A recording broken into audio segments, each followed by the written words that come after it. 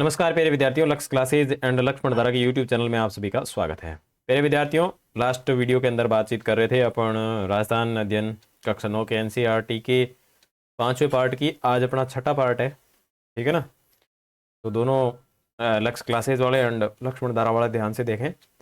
Last video के अंदर अपन ने नसीराबाद पढ़ लिया था, नीमच पढ़ लिया था, एरिनपुरा पढ़ लिया था। आज मेवाड़ से शुरू करते हैं। तो मेवाड़ में किस तरीके से क्रांति की गूंज हुई थी उसको अपने को देखना है। इस समय मेवाड़ की जनता ने भी अंग्रेजों के विरुद्ध काफी रोष था, मतलब काफी नाराज थे वो लोग। मेवाड़ के अधिकांश सामंत ब्रिटिश सत्ता के विरुद्ध थे। नसीराबाद में हुई क्रांति की सूचना उदयपुर पहुंच चुकी थी। मेवाड़ की फौज भी अंग्रेजों के विरुद्ध विद्रोह करने के लिए तैयार थी, किंतु मेवाड़ के महाराणा की सूझबूझ ने कप्तान सॉवर्स के कठोर रुख ने स्थिति बिगड़ने से संभाल ली, लेकिन इतना कोई विद्रोह हुआ नहीं। इस समय महाराणा व कंपनी की सरकार दोनों को ही मेवाड़ के सामंतों से भय था और दोनों एक दूसरे के साथ सहयोग करने के लिए बाध्य थे। एजीजी के निर्देश पर मेवाड़ के महाराणा स्वरूप सिंह ने 27 मई 1857 को अपने सभी सामंतों को पत्र भेजकर कहा कि वे ब्रिटिश सैनिक कार्रवाई में सहयोग करें तथा पॉलिटिकल एजेंट कप्तान सॉवर्स के निर्देशों का पालन करें। दूसरी ओर कप्तान सॉवर्स ने विरोधी सामंतों को चेतावनी देते हुए कहा कि जो भी शांति भंग करने का प्रयास करे उसे कठोर दंड दिया जाना चाहिए। यहां तक कि सलूम्बर के रावत केसरी सिंह ने जब मेवाड़ के महाराणा को अधिकारों को चुनौती देते हुए कहा कि यदि आप 8 दिन में उनकी परंपरागत अधिकारों की मांग को अगर स्वीकार नहीं किया तो वो चित्तौड़ की गद्दी पर महाराणा के किसी प्रतिद्वंदी को बैठा देंगे। कप्तान सॉवर्स ने रावत केसरी सिंह को चेतावनी दी, यदि उसने महाराणा के विरुद्ध किसी भी प्रकार की कोई कार्यवाही में भाग लिया तो उसकी जागीर से अपदस्थ कर राजपूताने से निष्कासित कर दिया जाएगा। कप्तान सॉवर्स की इस धमकी से केसरी शांत हो गए। तो मेवाड़ में देख लेते हैं। देखो मेवाड़ में क्या मैटर हुआ, तो मैं टॉपिक लगा देता हूं, मेवाड़ में क्रांति। टॉपिक बैठा देते हैं, टॉपिक लगा देते हैं मेवाड़ में क्रांति। देखो मेवाड़ में कोई ऐसी खतरनाक तरीके से कोई क्रांति नहीं हुई। अब मेवाड़ में देखो राजस्थान का जो एजीजी प्लस मेवाड़ महाराणा ये दोनों बहुत ही अच्छे सहयोगी थे आपस में, ठीक है ना। एक दूसरे की खतरनाक तरीके से मदद कर रहे थे और न इन्होंने किसी प्रकार की कोई क्रांति यहाँ पे होने दी। लेकिन इन्होंने एजीजी ने इनको कहा कि यहाँ जितने भी महाराणा है उन सबको एकत्रित करो, और महाराणा ने एक आदेश पत्र निकाला, वो याद रखना है। आदेश पत्र निकाला जो डेट थी 27 मई 1857, 27 मई 1857, और इसमें कहा गया कि सभी लोग जो है वो अंग्रेजों का सपोर्ट करें, अंग्रेजों की सहायता करें, अंग्रेजों की सहायता करें। जब ये पूरा मामला इस तरीके से सभी सामंतों को, जितने भी लोग थे उनको ये भेजा गया, तो यहाँ एक व्यक्ति का नाम याद रखना है। मेवाड़ का ही एक सामंत है और उस सामंत का नाम है आपकी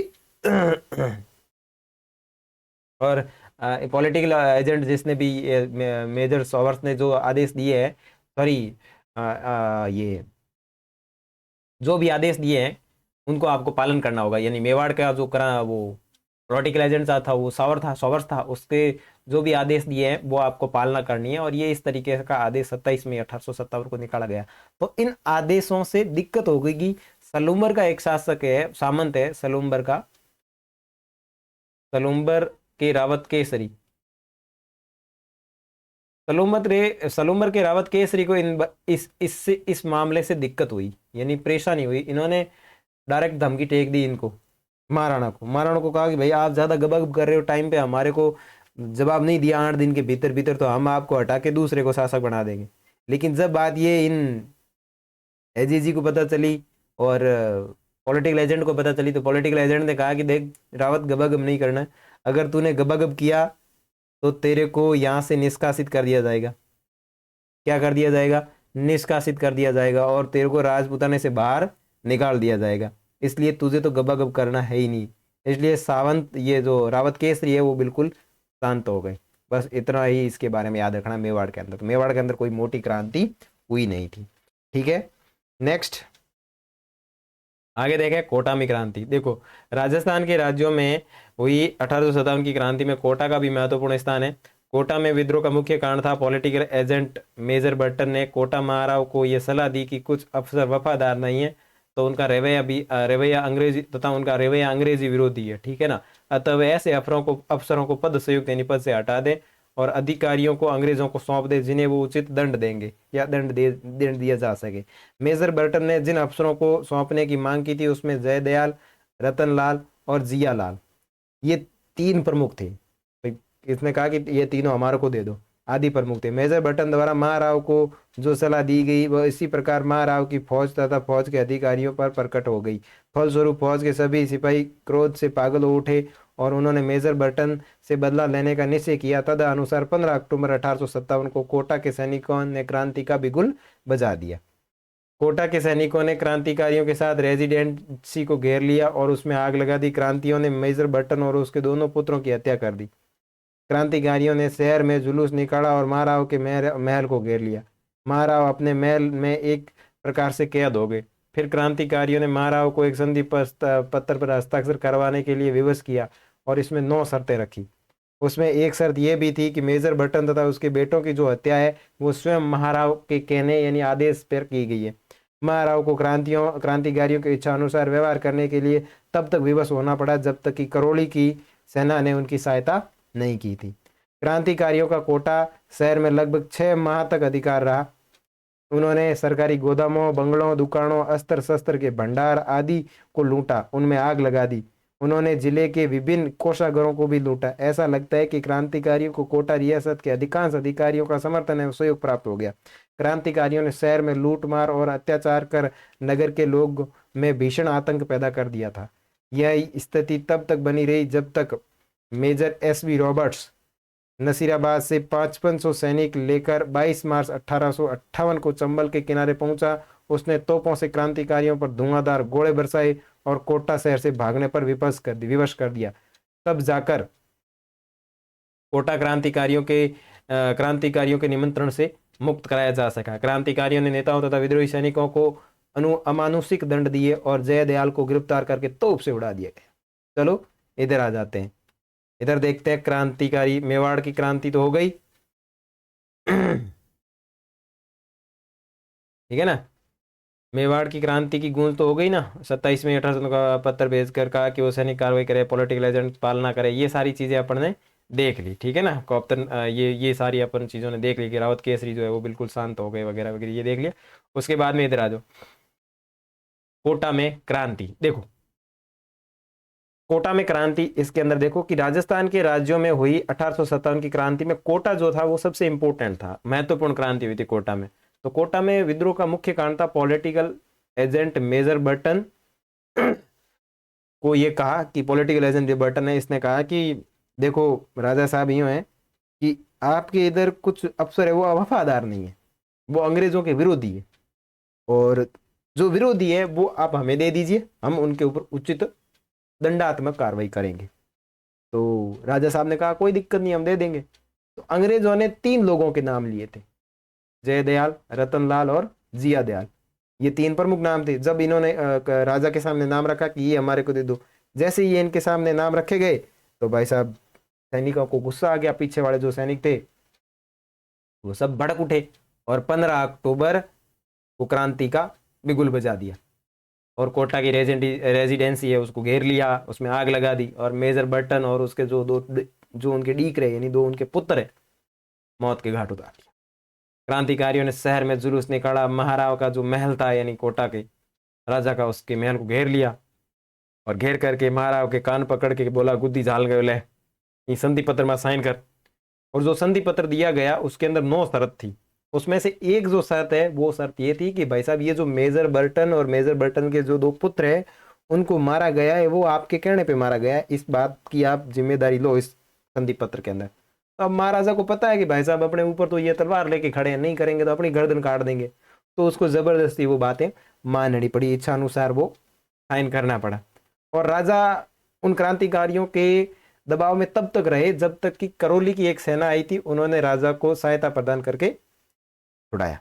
क्रांतिकारियों का लगभग कोटा के अंदर 6 माह तक अधिकार रहा। कोटा में जबरदस्त 6 महीने तक उन्होंने अधिकार रखा, आग लगाई, गोदाम बगाम सब लूट लिए। ऐसा लगा कि क्रांतिकारी कोटा रियासत के अधिकांश अधिकारियों का समर्थन और सहयोग प्राप्त हो गया। ठीक है, अब क्रांतिकारियों ने शहर लूटमार अत्याचार कर नगर में भीषण आतंक फैला रखा था। और ये स्थिति तब तक रही कि major H B Roberts Nasirabad से आया था, 5500 सैनिक लेके आया था और 22 मार्च 1858 को आया था। और यहाँ कब शुरुआत होती है क्रांति की? 15 अक्टूबर 1857 को होती है। तो गजब तरीके से इन्होंने यहाँ पे अपना आक्रमण फैला रखा था। और ये चंबल की नदी के किनारे आते हैं और उसने धुआंधार तोपों से कोटा के ऊपर आक्रमण किया। कोटा से जो सैनिक थे, विद्रोही सैनिक थे, वो भागने को मजबूर हो गए। और एक सैनिक था जिसका नाम है जयादयाल, उसको तोप के आगे रखा, ढूम करके उड़ा दिया। ये तो कोटा की क्रांति। तो थोड़ी बहुत लिख लेते हैं, क्योंकि लिखी हुई चीजें अपने समझ में बड़ी अच्छी तरीके से आती है, क्योंकि उससे क्या है कि दिमाग के अंदर एक फ्लो चार्ट बन जाता है। तो टॉपिक लिख लेते हैं, कोटा में क्रांति। कोटा में क्रांति। देखो, कोटा में जो क्रांति है, उस क्रांति की शुरुआत की बात करें तो शुरुआत कब होती है? 15 अक्टूबर 1857 को। कब होती है? 15 अक्टूबर 1857 को क्रांति होती है। और जबरदस्त तरीके से क्रांति करते हैं और शानदार तरीके से ये लोग यहाँ पे क्रांति करते हैं। दूसरी बात यह कि क्रांति के अंदर जो है मेजर बर्टन और दोनों पुत्र मारे जाते हैं। मेजर बर्टन प्लस 2 पुत्र मारे जाते हैं। 2 पुत्र मारे जाते हैं। कोटा के राजा को बंदी बना लिया जाता है। कोटा के राजा को बंदी बना लिया जाता है। अब कोटा में राजा को बंदी बनाने के बाद में 9 शर्तों पर हस्ताक्षर करवाया जाता है। 9 शर्तों पर हस्ताक्षर हस्ताक्षर हस्ताक्षर हस्ताक्षर करवाते। हस्ताक्षर करवाने के अंदर एक जो शर्त थी उसमें ये लिखा गया कि भाई मेजर बर्टन प्लस जो पुत्र थे आपके कहने पे मारे गए।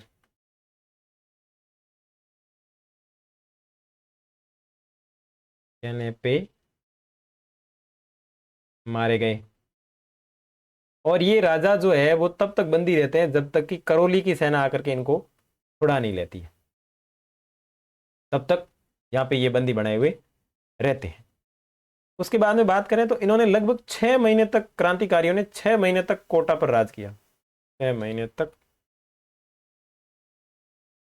कोटा पर राज किया। अंततः एक व्यक्ति आता है जिसका नाम है आपके major H G Robert.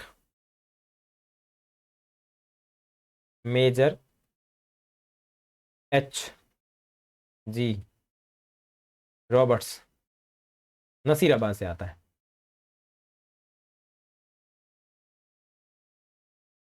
5500 Nasirabad से आता है। कितने सैनिक लेके आता है? 5500 सैनिक लेके आता है।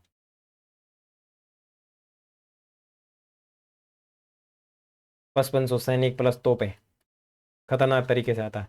और ये आने की जो डेट ही, वो डेट थी 22 मार्च। जो डेट थी वो थी 22 मार्च 1858 को। खतरनाक तोपें टेकती है चंबल नदी के किनारे रख करके, दे धनादन कोटा के ऊपर।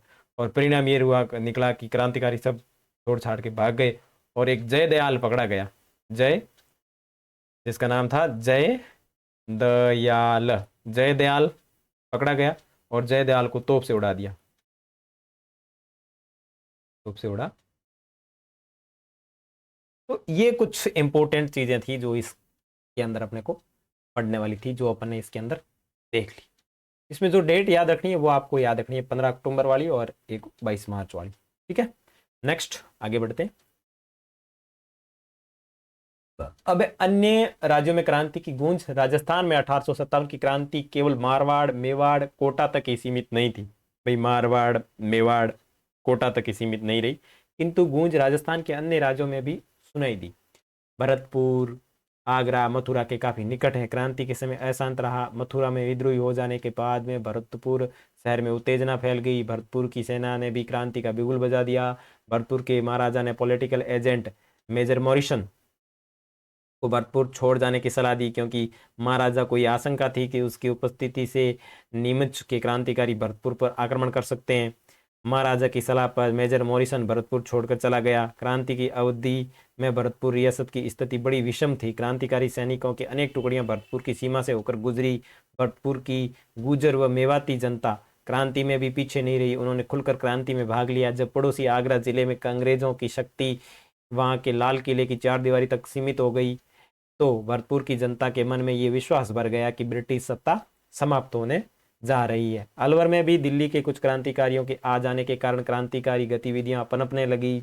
अलवर रियासत के गांवों के गुजरों ने अपने पड़ोसी राज्य भरतपुर की भांति ब्रिटिश विरोधी भावनाओं में खुलकर प्रदर्शन किया। उन्होंने अपनी क्रांतिकारी गतिविधियों में शासकों से क्रांतिकारी गतिविधियों से शासकों को काफी परेशान किया। ये इस तरीके से क्रांति के चित्र है। धौलपुर रियासत भी गंभीर उपद्रव हुए। 15 अक्टूबर 1857 अक्टूबर 1857 के प्रारंभ में ग्वालियर और इंदौर के क्रांतिकारियों ने संयुक्त सेना आकर के धौलपुर में प्रविष्ट हुई। क्रांतिकारियों के प्रति सहानुभूति के कारण धौलपुर रियासत की सेना तथा अनेक अधिकारी राजा का साथ छोड़कर क्रांतिकारियों से मिल गए, जिससे धौलपुर की सत्ता खतरे में पड़ गई। क्रांतिकारियों ने धौलपुर में खूब लूट मटार मचाई। उन्होंने वहां के राजा को घेर कर जान से मारने की धमकी दी। विवश होकर राजा को क्रांतिकारियों की मांगें स्वीकार करनी पड़ी। धौलपुर में इन क्रांतिकारियों ने राव रामचंद्र और हीरालाल के नेतृत्व में राजा की अधिकांश तोपों पर अधिकार कर लिया और उनकी सहायता से आगरा पर आक्रमण कर दिया। यह स्थिति तब तक बनी रही जब तक दिसंबर में पटियाला के शासक के द्वारा भेजी गई सेना धौलपुर में व्यवस्था स्थापित नहीं हो पाई। जयपुर में महाराजा को उनके एक पदाधिकारी राव सिंह ने यह सलाह दी कि वे अंग्रेजों तथा मुगल बादशाहों दोनों से मित्रतापूर्ण संबंध बनाए रखें, किंतु उनके प्राइवेट सेक्रेटरी पंडित शिवदान ने महाराज पर अंग्रेजों का साथ देने पर जोर डाला और जयपुर में नवाब विलायत खां, मियाँ उस्मान खां और सादुल्ला खां मुगल सम्राट से मिलकर ब्रिटिश सत्ता के विरुद्ध क्रांति का एक षड्यंत्र रच रहे थे। जब इस बात का पता चल गया, देखो, मुगल सम्राट के साथ किए गए इस पत्र व्यवहार की जानकारी महाराज को मालूम हुई, तो अंत में सादुल्ला खां राज्य से निष्कासित कर दिए गए और शेष दिनों में बंदी बनाकर कारागार में उन्हें डाल दिया गया। टोंक में भी नवाब की सेना ने मीर आलम खां के नेतृत्व में विद्रोह किया। टोंक का नवाब अंग्रेजों के साथ था, मगर नवाब की सेना ने नीमच क्रांतिकारियों को टोंक आने के लिए आमंत्रित किया और उनकी सहायता से नवाब के किले को घेर लिया। नवाब ने सैनिकों को डराने धमकाने का भरपूर प्रयास किया, किंतु वो सफल नहीं हो सका। तो इन चीज़ों को देख लेते हैं नोट्स के अंदर। देखो, अन्य राज्यों में कुंज की बात करें तो सबसे पहले भरतपुर की बात करें। भरतपुर में हालांकि इतना कोई मोटा उपद्रव नहीं हुआ था। भरतपुर जो है वो आगरा और मथुरा की सीमा के निकट था, लेकिन क्रांति के समय बिल्कुल शांत रहा। ठीक है। अब मथुरा में विद्रोह हो जाने के बाद भरतपुर में भी शहरों में कहीं ना कहीं इस तरीके से उत्तेजना फैल गई थी, तो भरतपुर में भी लोगों ने क्रांति करना शुरू किया। भरतपुर का पॉलिटिकल एजेंट था मैक मॉरिसन। इस मैक मॉरिसन को भरतपुर के महाराजा ने यह सलाह दी कि आप जो है वो छोड़ करके चले जाइए। अगर आप नहीं गए तो नीमच की क्रांति यहीं से, नीमच के जो लोग हैं वो यहीं से होकर के गुजर रहे हैं, आपके ऊपर आक्रमण कर सकते हैं, इससे भरतपुर की सत्ता खतरे में पड़ सकती है, इसलिए आप यहाँ पे छोड़ दीजिए। तो मॉरिसन है वो यहाँ से छोड़ करके निकल गया। ठीक है। और उसके बाद में भरतपुर में गुर्जर और मेवाती जनजाति थी, तो उन्होंने खुलकर विरोध किया और लड़ाइयाँ लड़ी। उसके बाद में बात करें तो इसमें ये ध्यान रखना है कि जैसे ही एक रियासत जो आपको याद रखनी, भरतपुर रियासत, उसमें ये हुआ था कि आगरा के अंदर जैसे ही क्रांतिकारी दिल्ली के लाल किले पर पहुंचे थे ना, तो भरतपुर रियासत ने कह दिया कि अब भारत के अंदर से ब्रिटिश सत्ता है वो समाप्त हो चुकी है। ये ध्यान रखें। फिर बात करें धौलपुर की, तो धौलपुर रियासत भी काफी गंभीर उपद्रव से गूंजी है। अक्टूबर 1857 में यहाँ पे क्रांति हुई थी। ग्वालियर और इंदौर के सैनिक आए थे, ध्यान रखना। यहां आपको चीज याद रखनी है कि दूसरी रियासत यानी राजस्थान से बाहर की रियासत के लोग आए थे। दूसरी रियासत के लोग यहाँ आकर के क्रांति करते हैं और वो करते हैं आपके धौलपुर के अंदर। कहाँ के आते हैं? ग्वालियर और इंदौर के क्रांतिकारी की संयुक्त सेना धौलपुर में प्रविष्ट हुई और यहाँ पे इन्होंने क्रांतिकारी गतिविधियां करी। और यहाँ पे नेतृत्व की बात करें तो राव रामचंद्र और हीरालाल ने किया था। ठीक है। और इस नेतृत्व को दबाने के लिए जो सेना आई थी वो आपकी आई थी, पटियाला के शासक ने सेना भेजी थी धौलपुर के राजा की सहायता के लिए। तो ध्यान रखना, ग्वालियर और इंदौर की सेना तो आई थी क्रांति करने के लिए, और इस क्रांति को बुझाने के लिए राजा के सपोर्ट में जो सेना आई थी वो आई थी पटियाला से। ठीक है ना, ये बात आपको इसमें ध्यान रखनी। जयपुर में भी दो तीन चीजें टॉपिक ध्यान रखना है कि जयपुर में राजा हुए थे राव सिंह सिंह। ठीक है ना, राव सिंह सिंह जो मुगल बादशाह और दोनों से मित्रतापूर्ण संबंध रखे, लेकिन इनका एक पर्सनल सेक्रेटरी था सिवदान सीवी दीन, उसने कहा कि आप अंग्रेजों से सेटिंग बढ़ाए रखो। उसी मामले में जयपुर में क्या हुआ कि एक नवाब विलायत खां, मियां उस्मान खां और सादुल्ला खां जो थे वो ब्रिटिश सत्ता के विरुद्ध कोई षड्यंत्र रच रहे थे। जब इन बात का पता इनको चला महाराजा को, तो सादुल्ला खां है उसको राज्य से निष्कासित कर दिया गया और बाद में जेल में बंद कर दिया। फिर टोंक में भी थोड़ा बहुत हुआ था मैटर। तो टोंक में नवाब की सेना ने मीर आलम खां के नेतृत्व में यहाँ पे क्रांतिकारी गतिविधियां की थी, लेकिन टोंक के शासक ने इन गतिविधियों को दबाने का प्रयास किया, लेकिन कोई खास प्रयास मतलब उसको कोई खास सफलता नहीं मिली। तो इनमें ज़्यादा इतना समझाने वाला कोई मैटर है नहीं, नोट्स के अंदर आपने देख लिया होगा और आराम से लिख लिया भी होगा। ठीक है, नेक्स्ट वापस आ जाते हैं इधर। सलूम्बर और कोठारिया का योगदान देखो। आउआ जोधपुर रियासत के अंतर्गत आता है, पाली में, के ठाकुर कुशाल सिंह से प्रेरणा लेकर मेवाड़ के दो सामंत सलूम्बर के रावत केसरी सिंह और कोठारिया के रावत जोत सिंह, भाई जिस तरीके से अपने मेवाड़ के अंदर मारवाड़ के अंदर ठाकुर कुशाल सिंह एक ताकतवर सामंत थे, शक्तिशाली सामंत थे, इनसे प्रेरित होकर मेवाड़ क्षेत्र में भी दो शक्तिशाली सामंत हुए। एक तो सलूम्बर के रावत केसरी सिंह और दूसरे है कोठारिया के रावत जोत सिंह। इन्होंने 1857 के स्वतंत्रता संग्राम में अपूर्व योगदान रहा। यहाँ सही है कि मारवाड़ के सामंतों की भांति मेवाड़ के सामंतों ने खुलकर क्रांति में भाग नहीं लिया, किंतु अंग्रेजों का विरोध करने के लिए क्रांतिकारी नेताओं तथा ब्रिटिश सत्ता के विरोधी जागीरदारों को सलूम्बर और कोठारिया के रावतों ने अपने यहाँ पे शरण दी। उन्होंने क्रांतिकारियों के परिवारों को भी आश्रय दिया, मतलब इन्होंने फुल सपोर्ट किया। मारवाड़ वाले जो थे वो तो डायरेक्ट क्रांति में भाग ले रहे थे, जैसे अपने कुशाल सिंह, और ये डायरेक्ट भाग नहीं ले रहे थे, लेकिन अप्रत्यक्ष रूप से क्रांतिकारियों का सहयोग कर रहे थे। सलूम्बर के रावत केसरी सिंह ने आसपास के जागीरदारों के साथ लेकर आहुआ के ठाकुर के स्वतंत्रता यज्ञ में भरपूर सहयोग किया। आपने देखा था कि जैसे ठाकुर कुशाल सिंह के वहां सैनिक पहुंचे तब मेवाड़ के सामंतों ने भी सपोर्ट किया था, तो उसमें ये आपके रावत केसरी सिंह भी शामिल थे। ठीक है, उदयपुर के महाराणा ने कंपनी सरकार के साथ जो संधि की थी, केसरी सिंह ने उसका खुलकर विरोध किया, और एजीजी लॉरेंस ने केसरी सिंह की ब्रिटिश विरोधी गतिविधियों को देखकर महाराणा उदयपुर पर दबाव डाला कि वो उनके विरुद्ध कार्रवाई करे, किंतु महाराणा उसके विरुद्ध कार्रवाई करने का साहस नहीं जुटा सके। अंग्रेजों द्वारा आहुआ के गांव को तहस नहस कर दिया गया। तो आहुआ के ठाकुर कुशाल सिंह जो थे, आहुआ के ठाकुर कुशाल सिंह थे, वो यहां से आपको पता है भाग के गए थे। एरिनपुरा में जो क्रांति हुई थी, आपके ब्रिगेडियर होम्स जो 20 जनवरी 1858 को सेना लेके आया था, उस समय तहस नहस किया था। तो कुशाल सिंह निर अवस्था में इधर उधर भटक रहे थे, तब कोठारिया के राव जोत सिंह ने उनको गले लगाया। उन्होंने कोठारिया में पेशवा नाना साहेब को भी अपने स्थान पर जगह दी और शरण दी। जब इस प्रकार की सुख सुविधाएं उपलब्ध करवाई, इस प्रकार ब्रिटिश सत्ता का विरोध कर वह भावी परिणामों की चिंता न कर सलूम्बर व कोठारिया के रावतों ने अपूर्व त्याग और साहस का परिचय दिया। आगे राजस्थान में 1858 के तहत भारत में विद्रोह है वो पूरी तरीके से कुशल दिया गया। इन्हें अगस्त 1858 तक विद्रोह पूरी तरीके से पूरे भारत में कुशल दिया गया, और नवंबर 1858 में ईस्ट इंडिया कंपनी ने भारत का शासन ब्रिटिश ताज को सौंप दिया, और ब्रिटेन की महारानी विक्टोरिया की ओर से भारत के सभी नरेशों के अधिकार एवं विशेषाधिकार को सुरक्षित रखने का आश्वासन दिया गया। उदयपुर महाराणा ने उनका स्वागत किया और अंग्रेजों के सम्मान में भव्य दावत दी। यद्यपि राजस्थान में प्रथम स्वतंत्रता संग्राम असफल रहा, परंतु विप्लव के बाद राजस्थान के परंपरागत ढांचे का स्वरूप बदलने लगा। आधुनिक शिक्षा, प्रचार, नए मध्यम वर्ग जन्म हुआ, प्रशासनिक सेवाओं में जन साधारण की नियुक्तियां, वैश्य समुदाय का सहयोग, इन्हें महत्वपूर्ण पद और विभिन्न प्रकार के संरक्षण देना आदि कुछ इस तरह के कार्य होने लगे, जिससे राजपूतों का महत्व कम होता गया और राजस्थान के नरेश और जागीरदार अब अंग्रेजों पर पूरी तरीके से निर्भर हो गए थे। तो इन चीजों को थोड़ा समझ लेते हैं। देखो सलूम्बर और कोठारिया का योगदान देखो।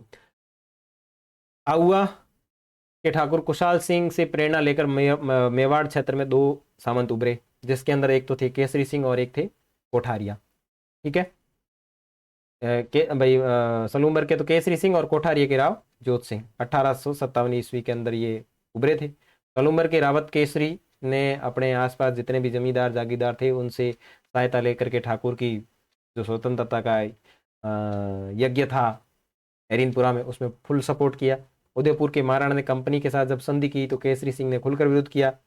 एजीजी लॉरेंस एजीजी जो लॉरेंस है उसने पैट्रिक लॉरेंस ने केसरी सिंह की इन गतिविधियों को लेकर महाराणा के ऊपर दबाव डाला कि भाई साहब इसकी पर कतरो, ये पर बहुत उड़ा रहा है।